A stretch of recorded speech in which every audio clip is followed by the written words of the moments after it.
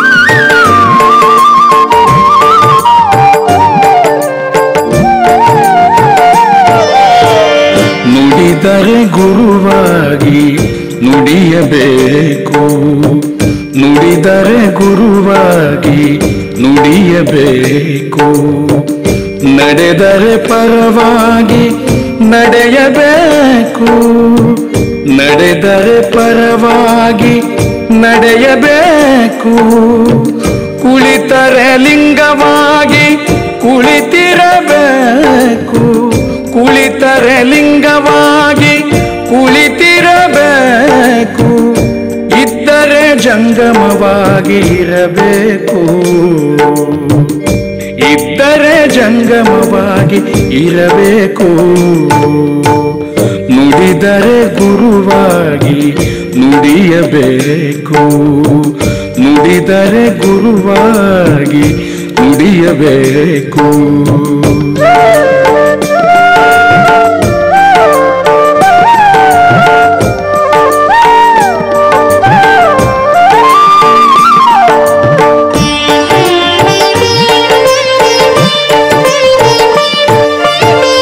ಈ ನಾಲ್ಕರ ಹೊಂದಿಗೆಯ ನರಿಯಾದವರು, ಈ ನಾಲ್ಕರ ಹೊಂದಿಗೆಯ ನರಿಯಾದವರು, ಎಷ್ಟು ದಿನವಿದ್ದರೂ ಫಲವೇನು ಹೇಳ, ಎಷ್ಟು ದಿನವಿದ್ದರೂ ಫಲವೇನು ಹೇಳ, ಬಸವ ಪ್ರಿಯ ಕೂಡಲ ಚೆನ್ನ ಬಸವಣ್ಣ, ಬಸವ ಪ್ರಿಯ ಕೂಡಲ ಚೆನ್ನ ಬಸವಣ್ಣ, ನುಡಿದರೆ ಗುರುವಾಗಿ ನುಡಿಯಬೇಕು, ನುಡಿದರೆ ಗುರುವಾಗಿ ನುಡಿಯಬೇಕು. ನಡೆದರೆ ಪರವಾಗಿ ನಡೆಯಬೇಕು, ನಡೆದರೆ ಪರವಾಗಿ ನಡೆಯಬೇಕು. ಕುಳಿತರೆ ಲಿಂಗವಾಗಿ ಕುಳಿತಿರಬೇಕು, ಕುಳಿತರೆ ಲಿಂಗವಾಗಿ ಕುಳಿತಿರಬೇಕು. ಇದ್ದರೆ ಜಂಗಮವಾಗಿ ಇರಬೇಕು, ಇದ್ದರೆ ಜಂಗಮವಾಗಿ ಇರಬೇಕು. ನುಡಿದರೆ ಗುರುವಾಗಿ ನುಡಿಯಬೇಕು, ನುಡಿದರೆ ಗುರುವಾಗಿ ನುಡಿಯಬೇಕು. ನುಡಿದರೆ ನುಡಿದರೆ ನುಡಿದರೆ ಗುರುವಾಗಿ ನುಡಿಯಬೇಕು.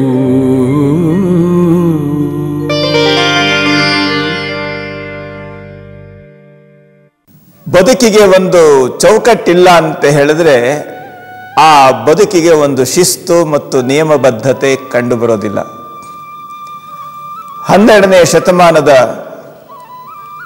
ಬಸವಣ್ಣನವರ ಕಾರ್ಯದರ್ಶಿಯಾಗಿ ಅನುಭವ ಮಂಟಪದ ಒಳಗು ಹೊರಗನ್ನ ಸಂಪೂರ್ಣವಾಗಿ ತನ್ನ ಬದುಕಿನಲ್ಲಿ ಮೇಳೈಸಿಕೊಂಡು ಅನುಭವ ಮಂಟಪದ ಏನೆಲ್ಲವೂ ಆಗಿದ್ದಂತಹ ಅಡಪದ ಅಪ್ಪಣ್ಣನವರು ಇಂಥ ಒಂದು ಬದುಕಿನ ಆಯಾಮವನ್ನು ನಮ್ಮ ಮುಂದೆ ಬಿಡಿಸಿಡ್ತಾ ಇದ್ದಾರೆ. ನುಡಿದರೆ ಗುರುವಾಗಿ ನುಡಿಯಬೇಕು, ನಡೆದರೆ ಪರವಾಗಿ ನಡೆಯಬೇಕು, ಕುಳಿತರೆ ಲಿಂಗವಾಗಿ ಕುಳಿತಿರಬೇಕು, ಇದ್ದರೆ ಜಂಗಮವಾಗಿ ಇರಬೇಕು. ಈ 4 ಹೊದಿಕೆಯನ್ನರಿದು ಬದುಕನ್ನು ನಾವು ರೂಪಿಸಿಕೊಂಡು ಹೋಗಬೇಕಾಗ್ತದೆ.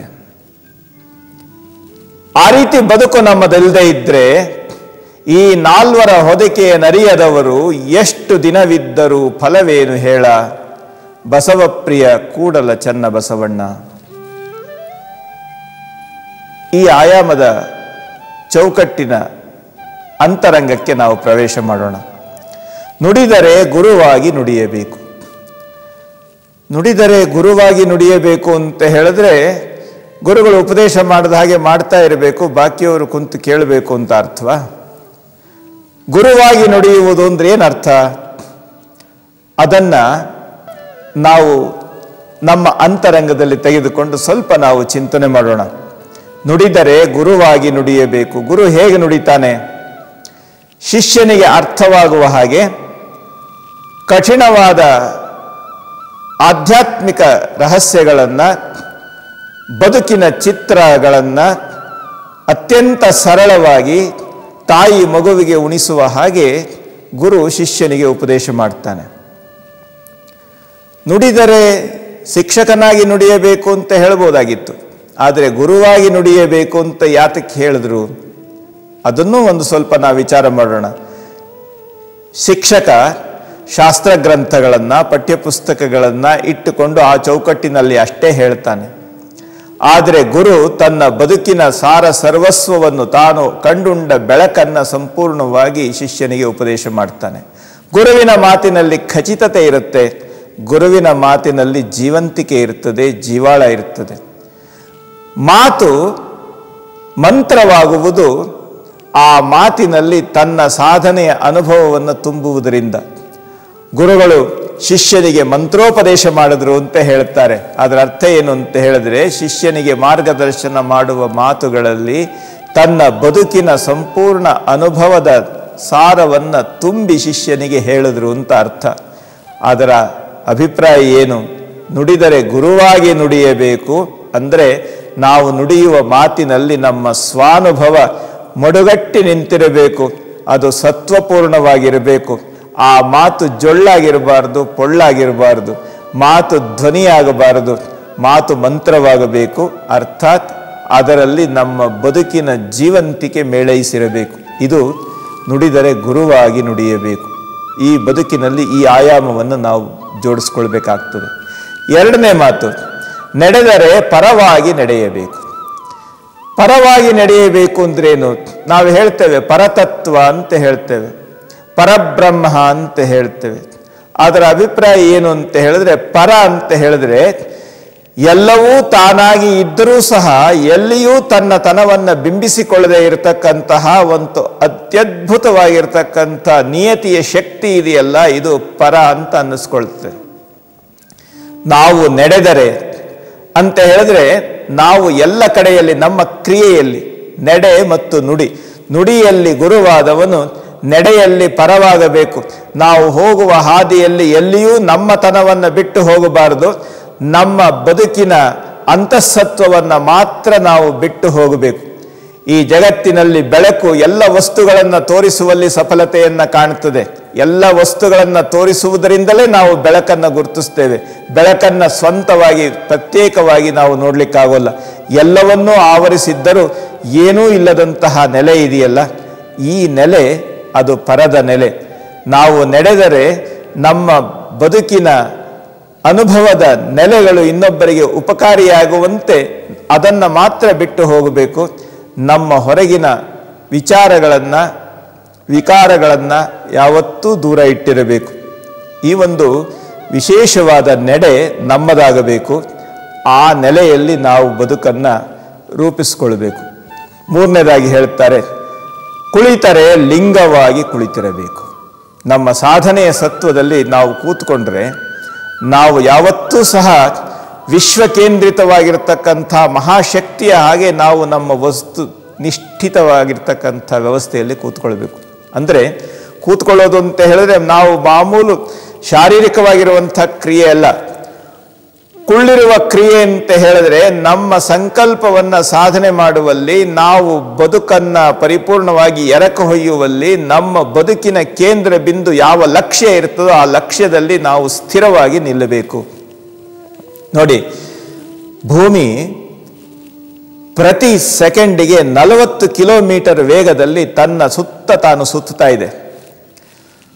ಭೂಮಿಯ ಮೇಲಿರ್ತಕ್ಕಂಥ ಪ್ರತಿಯೊಂದು ವಸ್ತುವು ಸಹ ಈ ವೇಗದಲ್ಲಿ, ಅತ್ಯದ್ಭುತವಾದಂಥ ಈ ವೇಗದಲ್ಲಿ ಭೂಮಿಯ ಮೇಲೆ ಕೂತು ಸುತ್ತುವಂಥ ವ್ಯವಸ್ಥೆಯಲ್ಲಿ ಆ ಭೂಮಿಯ ಅಕ್ಷ ಕೇಂದ್ರ ಬಿಂದು ಇದೆಯಲ್ಲ, ಆ ಬಿಂದು ಮಾತ್ರ ಸ್ಥಿರವಾದಂಥ ರೀತಿಯಲ್ಲಿ ಇರೋದನ್ನು ನಾವು ನೋಡ್ತೇವೆ. ಅಂದರೆ ತನ್ನ ಸುತ್ತ ಇರುವುದೆಲ್ಲವೂ ಸುತ್ತಾ ಇದ್ರೂ ಸಹ ತಾನು ಹೇಗೆ ಮೇಟಿಗೂಟದ ಹಾಗೆ ಅದು ಸ್ಪಷ್ಟವಾಗಿ ಗಟ್ಟಿಯಾಗಿ ನಿಲ್ತದೆ. ಎಲ್ಲಕ್ಕೂ ಆಧಾರವಾದರೂ ಸಹ ತಾನು ಅದರಿಂದ ವಿಚಲಿತವಾಗದೇ ಇರುತ್ತದೆ. ಹಾಗೆ ತನ್ನ ಸಾಧನೆಯ ಎಲ್ಲ ವ್ಯವಹಾರಗಳು ಅತ್ಯಂತ ವೇಗವಾಗಿ ನಡೀತಾ ಇದ್ರೂ ಸಹ ನಮ್ಮ ಸಂಕಲ್ಪ ಮಾತ್ರ ಸ್ಥಿರವಾಗಿ ಕೂತಿರಬೇಕು. ಕುಳಿತರೆ ಲಿಂಗವಾಗಿ ಕುಳಿತಿರಬೇಕು. ಯಾರ ವ್ಯಕ್ತಿತ್ವ ಲಿಂಗವಾಗಿ ಕೂತಿರ್ತದೆ ಅವನ ಸಂಕಲ್ಪಗಳು ಸಹಜವಾಗಿ ವೇಗಗತಿಯಲ್ಲಿ ಚಲಿಸ್ತಾ ಇರ್ತವೆ. ಎಷ್ಟೇ ವೇಗಗತಿಯಲ್ಲಿ ಆ ಸಂಕಲ್ಪಗಳು ಕಾರ್ಯರೂಪವಾಗ್ತಾ ಇದ್ರೂ ಸಹ ಅದು ಎಲ್ಲಿಯೂ ಎಡೆತಪ್ಪಿರೋದಿಲ್ಲ. ಇಂತಹ ನೆಲೆಯಲ್ಲಿ ನಮ್ಮ ಬದುಕನ್ನು ನಾವು ಕುಳ್ಳಿರಿಸಿರಬೇಕು. ಇದ್ದರೆ ಜಂಗಮವಾಗಿ ಇರಬೇಕು. ಇದು 4ನೇ ಆಯಾಮವನ್ನು ಕುರಿತು ಹೇಳ್ತಾರೆ. ಇದ್ದರೆ ಜಂಗಮವಾಗಿ ಇರಬೇಕು. ಜಂಗಮ ಹೇಗಿರ್ತಾನೆ? ಹೂವಿನಲ್ಲಿ ಗಂಧವಿರುವ ಹಾಗೆ, ಹಾಲಿನಲ್ಲಿ ಸಿಹಿ ಇರುವ ಹಾಗೆ,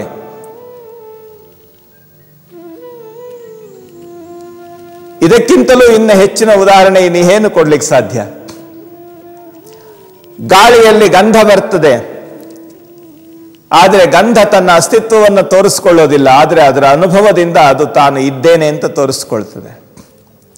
ಹಾಲಿನಲ್ಲಿ ಸಕ್ಕರೆ ಕರಗಿ ಹೋಗಿರ್ತದೆ.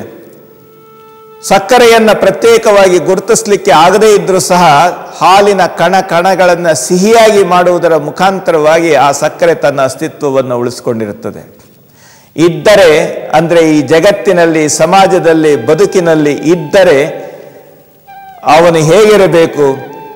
ಮಾಡುವ ಮಾಟದೊಳಗೆ ತಾನಿಲ್ಲದಿರಬೇಕು ಅನ್ನುವ ಅಣ್ಣನವರ ವಾಣಿಯ ಹಾಗೆ ತಾನು ಭೌತಿಕವಾಗಿ ವಿಜೃಂಭಿಸುವುದಕ್ಕಿಂತಲೂ ಸುತ್ತ ಇರತಕ್ಕಂಥ ಎಲ್ಲದರ ಅಂತಃಸತ್ವವಾಗಿ ತನ್ನ ಬಣ್ಣವನ್ನು ಎಲ್ಲರಿಗೆ ಹಂಚಿಕೊಟ್ಟು